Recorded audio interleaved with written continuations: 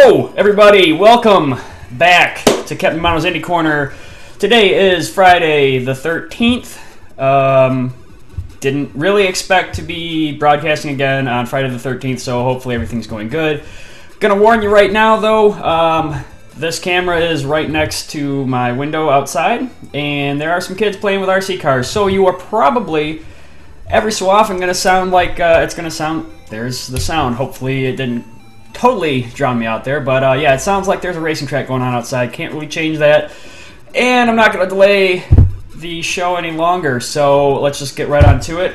First off, I apologize for waiting damn near a month to get back to everybody before starting this up again. I've just been... yeah, I don't really have a good excuse. Just that I never. I wanted to do some stuff. Wanted to change some things, some formatting, and want to get a logo. Maybe get an actual intro movie. That never happened, so I just kept delaying and delaying.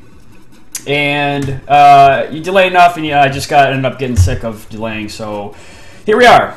Back again, back to it, and it couldn't be a better time. Last I talked, the one big news thing that was going on was the IGF Awards. Those have came and went, and the game that we're going to be looking at today is Fez, which won the grand prize amidst all kinds of controversy. The fact that Phil Fish had won an award, an IGF award before, just the fact that he kind of handled himself a little less than professionally, as some people think, but that's apparently just Phil Fish's way.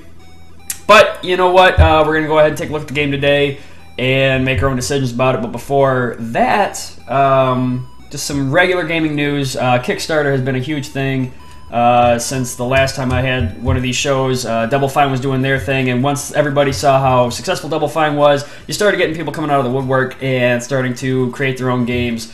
Again, usually it was mostly established developers. You had... there's Wasteland 2 that's coming out. There's a Shadowrun Returns game coming out. Banner Saga. And there was one more. Nope, I think that was it. But L.O. is starting to recreate the Leisure Suit Larry series, and he's doing that through Kickstarter as well. So go on Kickstarter, check out some video games. That's slowly becoming a little bit more popular, at least with the more established developers. It's still kind of rough for new companies to try to get funding, but we're looking to see some more interesting games coming out of that. So there's that. So like I said, go check out Kickstarter. But the thing that we're going to check out today is not a Kickstarter game. It is actually on Xbox Live Arcade. This will be the first game that I have really taken a look at through my Xbox, so we'll see. Hopefully, I know I've been having issues before of getting the video together and things like that. So let's just go ahead and get right into it here. Let's go ahead and start this up. Now, like I said before, this is a game that's been in development for just about ever.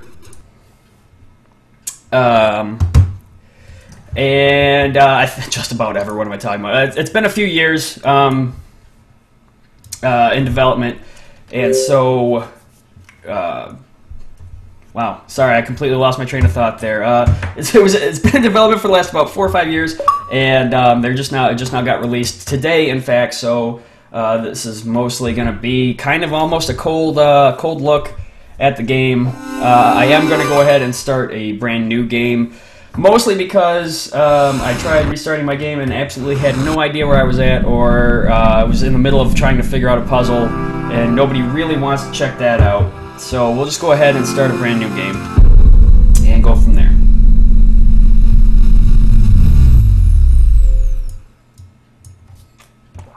Starting on the hard drive. Starting a new game. Okay, yeah, that's not a problem. So the pull with Fez is that it's a 2D. Everything in there it looks like it's a 2D based, almost an 8-bit kind of graphic style, but everything is in 3D, and has a lot of perspective change. Like the main focus is perspective changes. There was a previous game that I did before called Sideway, which was very similar to that. You can also think of games like Paper Mario and gosh, I can't think of the other game, but it's mostly about perspective. So you're actually going to be twirling the world, yeah, like turning the world on an axis and solving puzzles that way. It's, I will say, extremely disorienting when you first start to get into it. And I'm just going to burn through this really quick. This is just the intro stuff. We haven't quite gotten to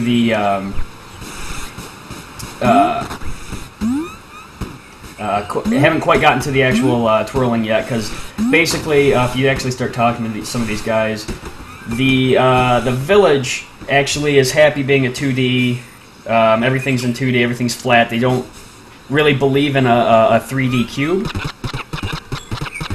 And also, everybody talks in caps. What's your favorite shape? Mine is a square. So, they also, well, they don't believe in cubes. They call them devil squares, things like that. So, the semi-story behind the game that's pretty much what it is. Other than that, the story is pretty sparse. There's not too much to try to figure out here. You're basically just going around trying to find cube puzzles, or cube pieces, which we'll figure out here in a second. Ha! There are you. Yeah, it makes sense. Okay. Your main character's name is Gomez, and as you can see, he actually does not have the fez on his head right now.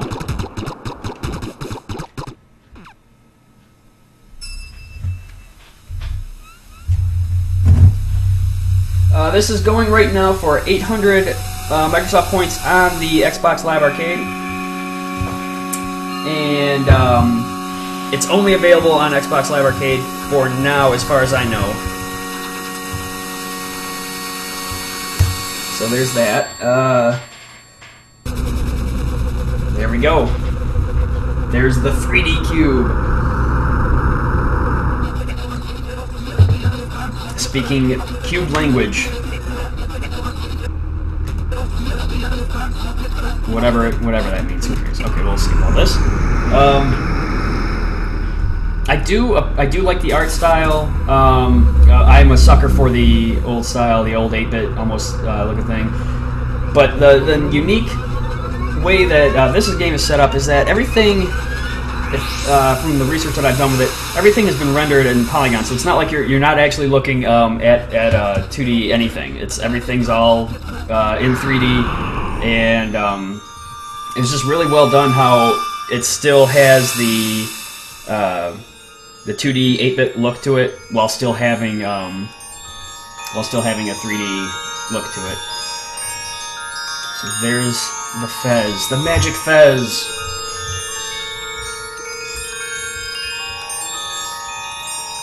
The music and sound is really well done in this game as well.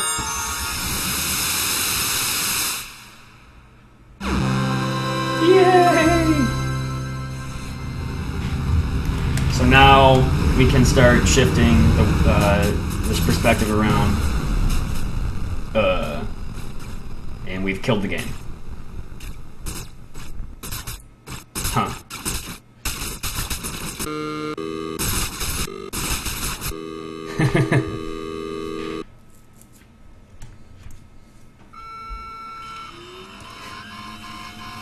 This is also one of the reasons. That's one of the reasons why I wanted to start a new game too, is because of the old boot screen that it shows there, and then it also, it's basically showing that everything's kind of everything's in disarray.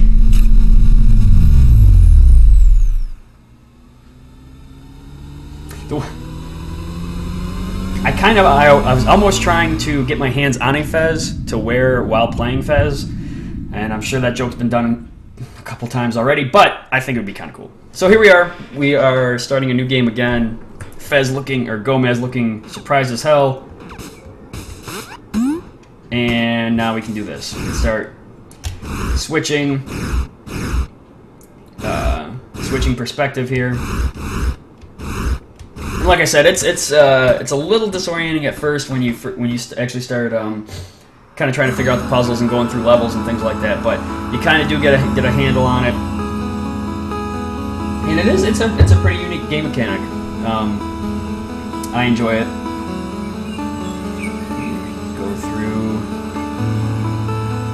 more tutorial stuff.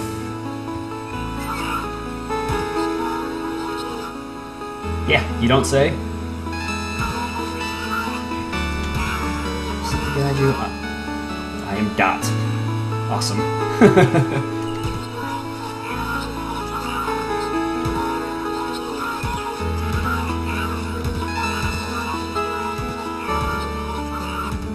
Okay.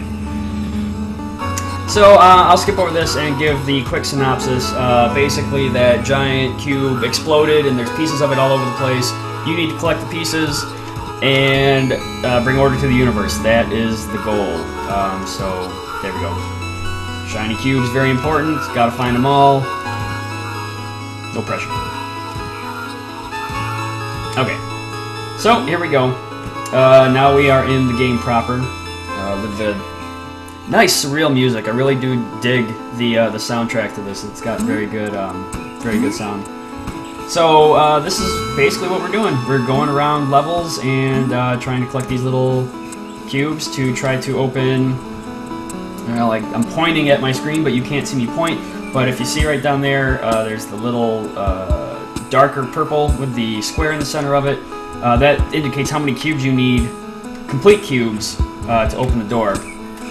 Because if you look in the upper left here, what you get is you get cube shards, and then actual cube pieces, and the cube pieces make cube shards, and the cube shards are what open the door. So, okay, we'll just go ahead and get started here. Start opening doors. So, the game does give you little hints when there's things to either see, or it also will flash almost like a radar if it ends up finding a cube piece. So one of the things that I stumbled upon here is this is one of the weird kind of perspective puzzles that the game uses. So this is a fireplace, and if I go ahead and start switching, you can see that there's a secret area off to the right, but I can't get there because this wall's here. So to get through this, what you have to do is you stand in the fireplace, and then now you're able to come over to the other side. It's a little disorienting, it's a little confusing at times, but you will eventually, it doesn't take that long to get the hang of it. Like I said, I've probably only put in about 2 hours of into the game right now, and it's really not that hard to get a hold of once you've done it a couple times. Okay, so what Dot had said is that there's actually 8 cube pieces in this village, and 8 cubes make a whole cube piece to open, so you can open the door. So we've got 1 cube shard right now, so we need to find the other 7. Once I find those, then we'll go ahead and we'll call it good.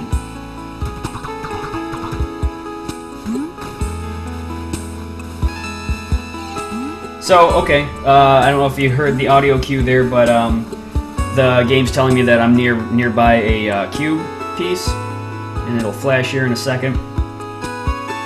Maybe, maybe not.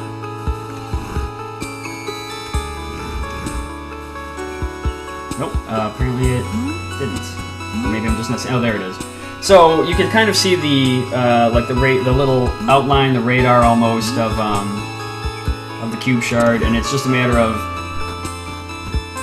changing the perspective until you actually see it, and then getting to that cube. So let's drop down here really quick.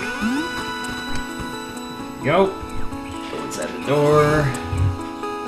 So we're at 2 cubes right now. We got a third. The game is decent. I wouldn't say that it's worth really all of the hype that it got. It's definitely an interesting game concept, but it's not exactly I would say revolutionary in what it's trying to do. But the controls are nice. The controls are tight. The sound is good. And the animation, the art style, everything about that is good. For 800 points, I'd say this is a game that's totally worth it. It's definitely it can be fun. It can also be kind of frustrating at times because there are some times where it would seem as though you could jump on a surface, but then for whatever reason the game just doesn't let you. Obviously, the surface I'm on right now, so anything that has like almost like a grass type thing is you're able to walk on. But there are some times where you can jump on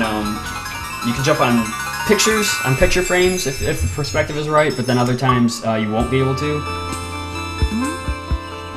It's just very strange. There's no real indication of what you can and cannot jump on, and that can get a little frustrating when you're trying to figure out a puzzle. But overall, like I said, the game is decent. It's worth the 800 points that are out there. I just think that for the amount of time and the amount of hype that this game has received, I don't really think that it's completely 100% worth all of the talk about it. Then again, there will most likely be people that will completely disagree with me and say that this is the greatest game ever. But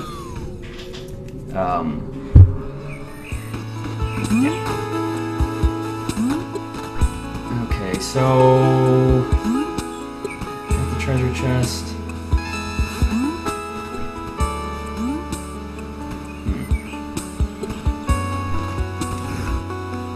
Oh, right, the key.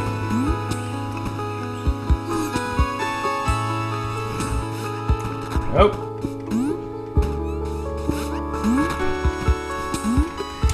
So up here, store the key.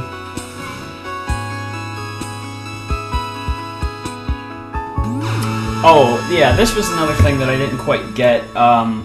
Scattered throughout the world are these treasure maps. You found a treasure map. Great. Map of what to where? I don't know. Figure it out yourself. And you really, this is all you get. That's it. Now what, I haven't seen anything in the world that represents this. I don't know what I'm looking at, I don't know what I'm looking for, or anything like that, and there's no real explanation, so that's a little bit frustrating. I'm sure if given enough time I can figure it out. But to be given, I got like 4 or 5 of the treasure maps, and not one of them made any sense to me. So maybe a little bit more clarification, a little bit more explanation there probably would have been good. Where is this 8th? I can't figure out where this 8th piece is.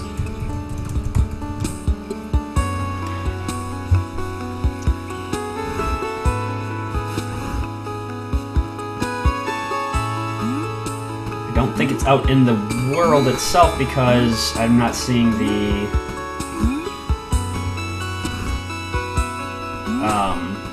radar come up. If anybody in the chat... Oh, there it is. Okay, it's in this door. Jeez. There we go. Yeah, so this is what I'm saying. It's stuff like... Okay, so you can jump on this. You can jump on that. This is actually kind of a bad example. Never mind. Yay, we got the cube! Everything is good! And happy.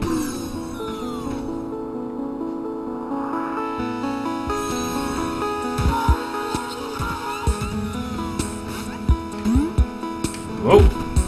And that, okay, I did forget to mention that. There is a semi-death in this game. It's essentially, you can fall too far or you can fall right off the world. But there is no, that I've seen anyway, there's no like ultimate death where you won't be coming back from it. It basically just resets the game. There's no lives or anything like that.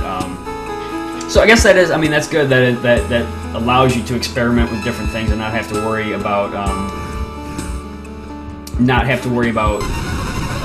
having to start a whole section over again or anything like that.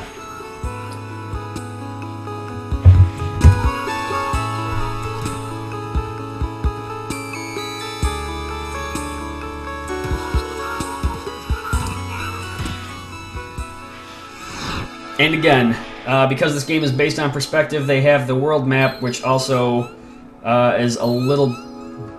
It's a tiny bit confusing to try to figure out the world map for me, because when you start getting into these other worlds will spawn off of other, they'll spawn more worlds, and so everything kind of gets fanned out there, and it sometimes gets a little bit hard to try to figure out. The one thing I do like, though, is that it gives you exactly the number of bits and anything that's in the world itself, so you know what exactly you're looking for. So in this particular world, we're looking for 4 bits, and there's a secret areas somewhere. So go ahead and get this started really quick. Just play this for a couple more minutes, and then call it good. There is a demo out for the game too, if you are still on the fence.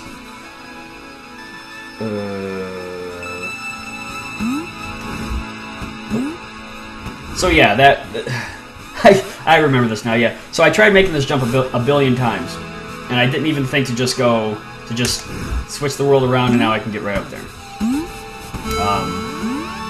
And that does take, like I said, it takes a little bit of getting used to, of thinking about, okay, because of the way this, whoops, oh crud, because of the way this particular cutout is, I can, maybe try to get over here and see what see what else I can get. There are definitely more than just 4 cube bits.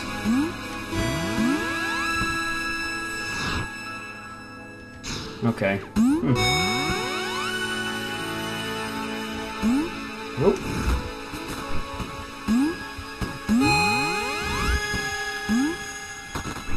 Maybe that just means whole cubes. There we go. So there we go, I got another cube. And the one thing too is that when you open a door, it doesn't use a cube, so now I have two cubes, which is what's required to open this door. Let me just double check this real quick. Yeah, see? Got rid of the all the cube bits there, so we're all set. And there you go, you've basically got the look and feel of Fez. There are some other little things that come up. You do end up having to use bombs and other ways to solve puzzles, things like that. So, but the very basic game concept is just what you saw right there. It's going through trying to find the little cube bits. Trying to find the cube bits, collecting the cubes. I believe, if I remember right from when I first played it, I was actually paying attention to what was being told to me. There are 32 whole cubes involved in the whole game, so once you get all 32, that's going to be the end of the game. As for story or anything like that, I'm not. It's a very basic story, very basic plot. I mean, all you need to know is that you're going through worlds and collecting cubes. So if you need more story than that, well, you might need to look elsewhere. But I would recommend the game.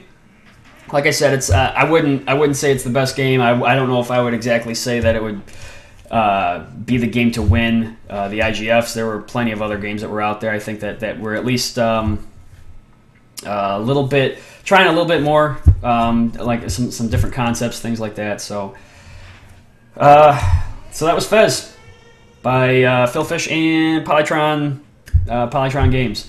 So with that being said, I'll go ahead and get ready to wrap this up. But first, I do want to update you guys. I was throwing around the idea of having Saturday morning gaming, me just picking up a random game and just playing it. I will be doing that. I'll be doing that tomorrow. Probably starting maybe around 11 o'clock Eastern Standard Time. I do have an eye appointment, so I don't know exactly when I'll be able to get freed up. But once I get done with that, I'll come back here, and then the game I'll be playing is another indie game that was released recently, within the last couple of days. It's called Legend of Grim Rock. I know before on my one of the other videos I said Grim Lock. That was an error. So Legend of Grim Rock by Almost Human. Just basically a straight up old school style dungeon crawl. You get 4 people and you just are exploring a dungeon. Looked pretty good, so I picked it up. It's on Steam right now, so we'll go ahead and we'll start running through that and see what we got there. But with that being said, this was CptDomano's episode number. Who knows what episode number it was, because I can't remember off the top of my head. So, with that being said, there's the music, and I will see you guys later. Have a good one.